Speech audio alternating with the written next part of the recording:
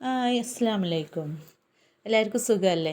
ഞാൻ കുറേ ദിവസമായിട്ട് വീഡിയോ ഒക്കെ ഇട്ടിട്ട് അപ്പോൾ ഇന്ന് വീഡിയോ ഒക്കെ എടുക്കാമെന്ന് വിചാരിച്ചില്ല. ഞാൻ അങ്ങനെ പച്ചക്കറിക്ക് പോരുമ്പോൾ ജസ്റ്റ് ഒന്ന് എടുക്കാമെന്ന് വിചാരിച്ചതാണ് കേട്ടോ. അപ്പോൾ ഞാൻ ഇങ്ങനെ പോരുമ്പോൾ ഞങ്ങളുടെ ഇവിടുത്തെ ക്രിസ്ത്യാനി പള്ളിയിൽ ഇന്ന് എന്തോ ഒരു ചടങ്ങുണ്ട്. അവിടെ കുറേ പേരുണ്ട് കേട്ടോ. ഇങ്ങനെ പോരുമ്പോഴാണ് റബ്ബർ തോട്ടത്തിൽ കൂടെ റബ്ബറിനൊക്കെ ഇങ്ങനെ പെയിൻ്റാണോ എന്താണോ അടിച്ചിരിക്കണതെന്നറിയില്ല, പകുതി അടിച്ചിട്ടുണ്ട്, പകുതി അടിച്ചാതെയും വിട്ടിട്ടുണ്ട് കേട്ടോ. എനിക്ക് തോന്നുന്നു വെയിലിൽ നിന്ന് സംരക്ഷണം നേടാനാണെന്ന് തോന്നുന്നു കേട്ടോ. അപ്പോൾ ഞങ്ങളിങ്ങനെ പോരുമ്പോഴേ ഈ വഴി കൂടി പോകുമ്പോഴേ വലിയൊരു വീടുണ്ട് കേട്ടോ. ഞാൻ കാണിച്ചു തരാവേ.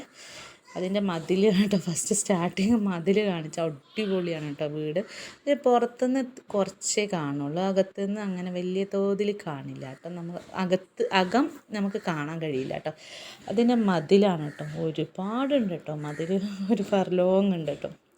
നല്ല വൃത്തിയായിട്ടുണ്ട്. ഈ വേനൽക്കാലമായാൽ നമ്മളെ റോഡിൻ്റെ അരികൊക്കെ നന്നായിട്ട് തീയൊക്കെ ഇട്ട് വൃത്തിയാക്കും കേട്ടോ, കരിയിലേക്ക്. കാരണം ഒരു തീമൊരി വീണോ തോട്ടത്തിലേക്കൊക്കെ കത്തിക്കയറില്ലേ, അതുകൊണ്ട് കേട്ടോ. അപ്പോൾ ആ വീടിൻ്റെ മതിലാണ് കേട്ടോ. ഇതുവരെ വീടിൻ്റെ അടുത്തെത്തിയില്ല.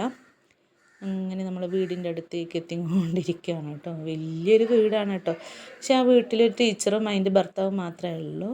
ഒരു വയസ്സായവരാണ് കേട്ടോ അവർ രണ്ടുപേരും.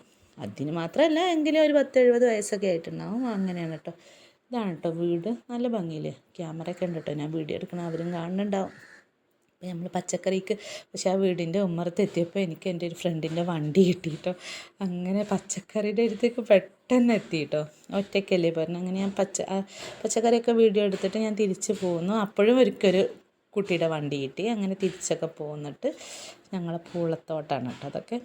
ഞങ്ങളെ കപ്പത്തോട്ടം കുറച്ചൊരു 3-4-5 മാസം കഴിയുമ്പോൾ വിളവെടുക്കാനാവുമായിരിക്കും. ഞങ്ങളെ തൊട്ട മലകൾ കാണാം. ഇത് ഞങ്ങൾ ക്ഷീരസംഘമാണ് കേട്ടോ, ഒരു മിൽമയാണ് കേട്ടോ. ഞങ്ങളുടെ അടുത്ത മിൽമ ബൂത്ത് ഉണ്ട് കേട്ടോ.